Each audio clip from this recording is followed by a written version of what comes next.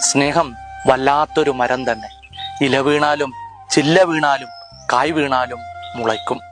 പുറന്തോടുകൾ ഉണങ്ങും, അടരും, കാതൽ ബാക്കിയാവും.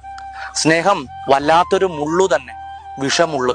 തറയ്ക്കുമ്പോഴും പിഴുതെടുക്കുമ്പോഴും വേദന. തൊടുന്നിടത്തെല്ലാം വേരുകൾ, അസ്ഥിയിലേക്ക് നൂഴ്ന്നിറങ്ങുന്ന വേരുകൾ.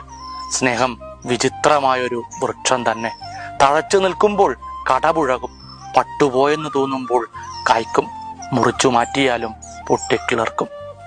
അച്ഛനൊരിക്കൽ രാധികയെ വഴിയിൽ മറന്നു എന്ന സ്ഫോടനാത്മകമായ തുടക്കത്തോടെ ആരംഭിക്കുന്ന നോവൽ സ്നേഹിക്കുമ്പോഴും സ്നേഹിക്കപ്പെടുമ്പോഴും നിറയെ ചില്ലകളും പൂവുകളും കായ്കളുമൊക്കെയുള്ള മരമായി രാധിക മാറുന്നു.